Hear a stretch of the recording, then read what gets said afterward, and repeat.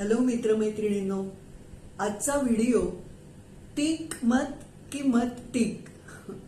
तुम्ही म्हणाल हे काय शीर्षक आहे. दर 5 वर्षांनी निवडणुकीत विचार न करता अत्यंत यांत्रिकपणे एखाद्या पक्षाला केलेलं टिक म्हणजे टिक मत.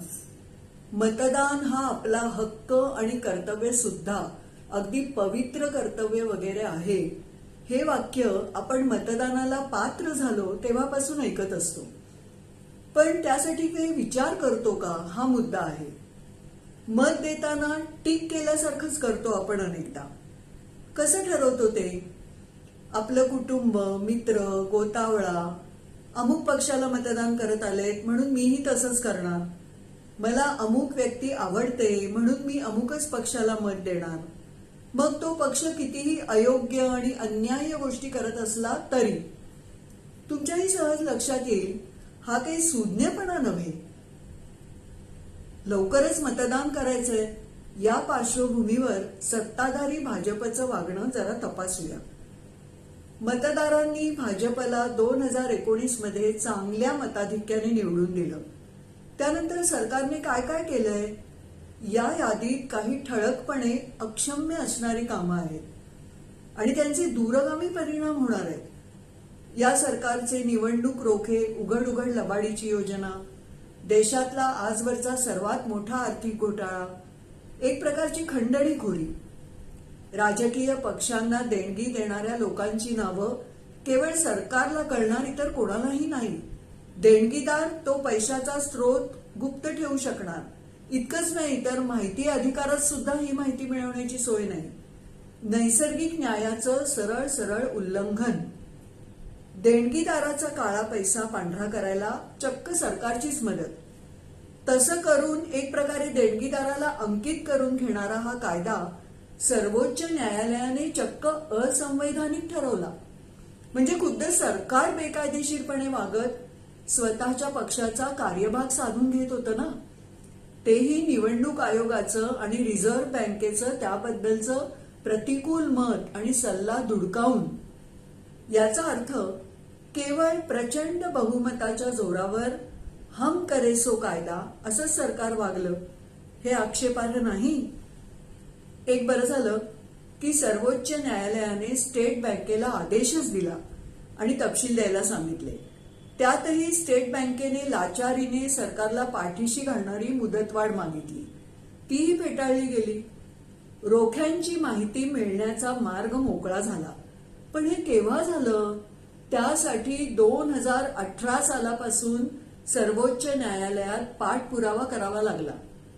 अशा वेळी न्यायालय आपला आधार असतातच. पण अशी किती माणसं किती चुकीच्या गोष्टींसाठी सतत न्यायालयात जाऊ शकतील? देशातल्या सर्व मोठ्या संस्थांना आपल्या हातातलं बाहुलं बनवून सरकार उघड उघड मनमानी करतंय. मोठे घोटाळे दडपण्यासाठी यापेक्षा सोयीचं काय असतं? आणखी एक गंभीर प्रकरण आहे मणिपूरचं. मागच्या वर्षी हा प्रदेश जळत राहिला. अजूनही तिथे खूप गडबडी सुरू आहेत. तिथे वांशिक दंगली होत राहिल्या. हे सारं होऊ दिलं. तिथे सगळं ठीकठाक नाहीच आहे आणि त्यावर एक चकार शब्द आज तागायत पंतप्रधान उच्चारत नाहीत. तिथे त्यांनी भेटही दिली नाही. हे कसलं लक्षण आहे? तर आमच्या मनाची मर्जी. गंभीर घटनांची तातडीने दखल घेऊन तिथल्या वेदनांवर फुंकर घालणारं सरकार आपल्याला हवंय की अशा गैरसोयीच्या मुद्द्यांवर मौन साधून त्याचंही राजकारण करणारं लबाड सरकार आपल्याला हवंय? या सरकारने 2 धर्मांमध्ये जितकं ध्रुवीकरण केलं तितकं आपल्याकडे कधीही झालं नव्हतं. सरकारातलेच मंत्री इनको मारो, इनकी दुकानों से मत खरीदो असं उघड उघड द्वेषमूलक बोलतात. हे किती गंभीर आहे. आणि त्यांना अभय देत पंतप्रधान त्यावरही मौन धारण करतात. इतकंच नाही तर त्यात आपल्याकडूनही भर घालत निवडणूक प्रचार करतात. हे केवळ गंभीर नाही तर अत्यंत धोकादायक आहे. या ध्रुवीकरणाने पुढच्या पिढीसमोर तुम्ही काय ठेवताय? दुसऱ्या जमातीबद्दल द्वेष, तिरस्कार आणि सूड भावना. त्या नेहमीच सर्वनाशाकडे नेणाऱ्या असतात. त्यापेक्षा तरुण पिढीला सुरक्षित भविष्याची हमी कृतीतून द्यायला नको. लोकांच्या मनात विष कालवणारं, देशात अशांतता निर्माण करणारं कपटी सरकार आपल्याला हवंय. 365 दिवस 24 तास भाजप निवडणूक मोडमध्ये असतं. हरकत नाही, निवडणुका जिंकण्यासाठी ते आवश्यकही असेल. पण हे करत असताना आपण कुणाला पाठीशी घालून कुणाच्या गुन्हेगारी प्रवृत्तीला अभय देत आहोत याचं तरी भान नको का? होय, ब्रिजभूषण बद्दल बोलतेय मी.